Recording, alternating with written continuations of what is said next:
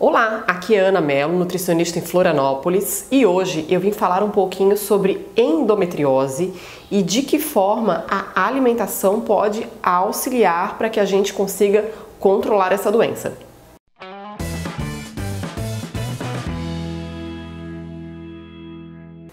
Sabemos que a endometriose tem uma frequência relativamente alta. Ela acomete cerca de 15% das mulheres em idade reprodutiva. A endometriose é caracterizada como o crescimento de tecido, como se fosse uma pele mesmo, tecido celular, além do útero. Então ela pode acabar acometendo a região das trompas, até a região do intestino, a região externa do útero. Existem mulheres que vão ter um quadro mais leve e não vão apresentar sintomas, e existem outras mulheres que terão sintomas, dor na relação sexual, dor para evacuar, dificuldade para evacuar.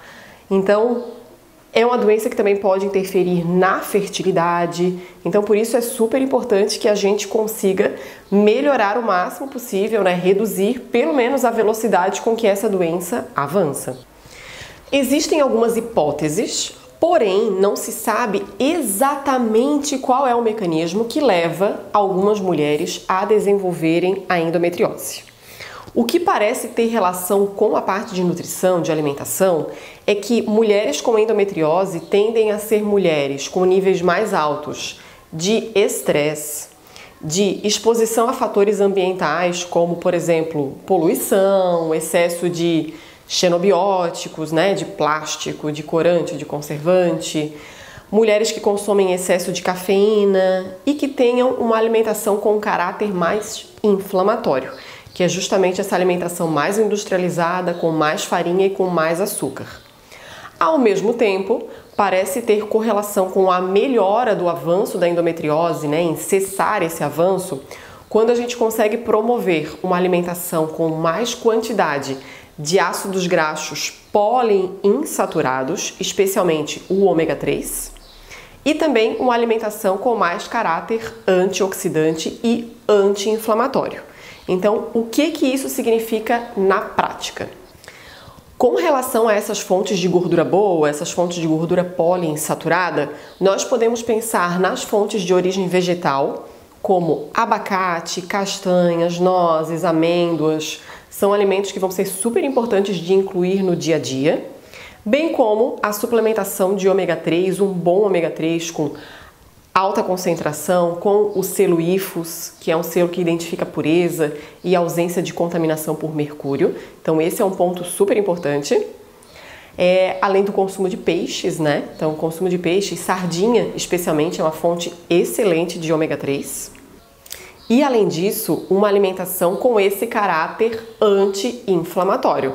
Então vai ser fundamental reduzir ao máximo os industrializados, fugir de padaria, de farinha branca, de açúcar, reduzir ao mínimo do mínimo o consumo de álcool, o consumo de cafeína, reduzir a frequência de consumo de carne vermelha também e, por outro lado, aumentar a presença de abundância de frutas variadas, de saladas, de verduras variadas, consumir uma porção boa no almoço, aquele meio prato no almoço, no jantar, 2 a 3 porções de frutas diferentes no dia, priorizar as carnes brancas, priorizar o carboidrato de origem natural, batata doce, aipim, abóbora e menos pãozinho, biscoitinho, torradinha industrializados de um modo geral.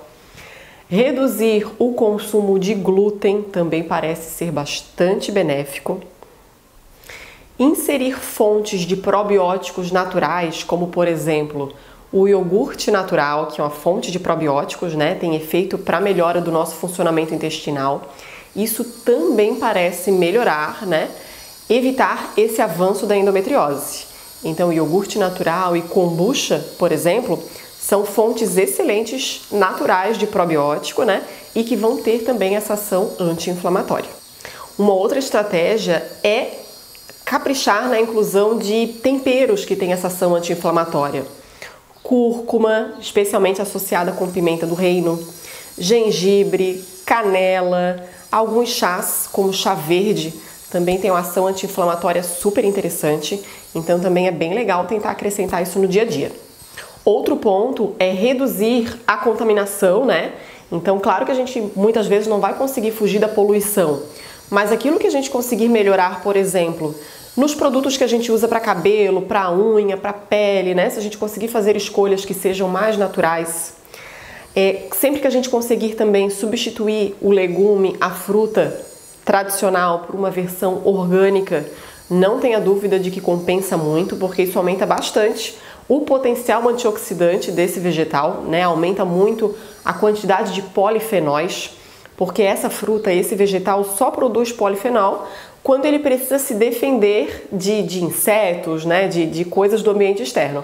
Quando esse vegetal e essa fruta recebe o agrotóxico, é como se o agrotóxico fizesse a defesa por ele. Então ele não precisa produzir esses polifenóis, que é um ponto importantíssimo nessa ação anti-inflamatória e antioxidante desses alimentos.